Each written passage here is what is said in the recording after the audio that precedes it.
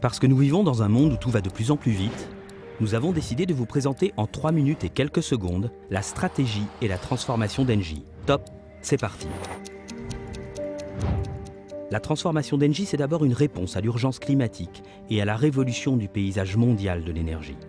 Un monde qui fait appel aux énergies renouvelables, un monde qui sera moins consommateur d'énergie fossile, un monde qui donnera accès à l'énergie aux 1,2 milliard de personnes qui en sont encore privées. Cette révolution est en cours. Elle est soutenue par la maturation rapide de certaines technologies, le solaire, l'éolien, l'hydrogène, le stockage de l'électricité, qui annoncent un paysage de l'énergie décarboné, décentralisé et digitalisé.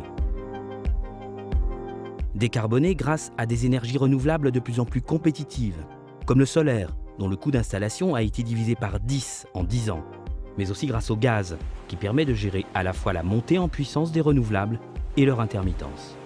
Décentralisé ensuite, avec des sites de production situés sur les lieux mêmes de la consommation. Digitalisé enfin, avec des réseaux intelligents, des objets connectés, des solutions de pilotage de la consommation et de maintenance à distance, qui placent le consommateur au cœur du nouveau modèle de l'énergie. Conscient de ces mutations, Engie veut devenir leader du nouveau monde de l'énergie. Pour cela, 3 objectifs et un plan à 3 ans. Premier objectif, donner la priorité aux activités les moins émettrices de CO2. Elles contribuent dès à présent à 81% du résultat d'Engie et en représenteront 90% fin 2018. Deuxième objectif, développer les activités de service tournées vers le client final. Leur contribution au résultat va augmenter de 50% entre 2015 et 2018. Troisième objectif, s'orienter vers les activités régulées ou sous contrat. Elles contribuent à 75% du résultat d'Engie et en représenteront 85% fin 2018.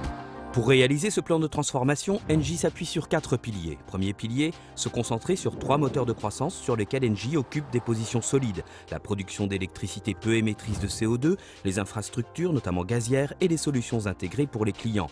Concrètement, fermeture de la centrale d'Hazelwood, inauguration du barrage de Jirao, cession des activités merchants aux États-Unis, acquisition dans les services.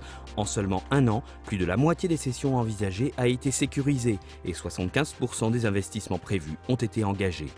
Deuxième pilier, l'innovation et le digital. Hydrogène, photovoltaïque organique, microgrids ou encore partenariat avec Thales ou IBM. 500 millions d'euros ont été engagés en 2016 dans des projets innovants et générateurs de croissance.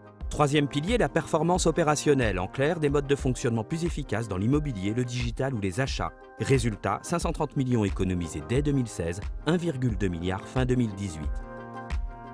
Quatrième pilier, une organisation adaptée à ce monde qui change, avec 24 business units plus proches de leurs clients, avec de la mobilité interne et de l'agilité. Il ne me reste que quelques secondes pour vous dire que la transformation d'Engie se met en place plus vite que prévu, qu'elle engrange déjà des résultats concrets et qu'elle va permettre de créer de la valeur dans la durée. Et pour tenir notre promesse de respecter un format de 3 minutes et quelques secondes, voilà, c'est chose faite. 3, 2, 1, top, merci.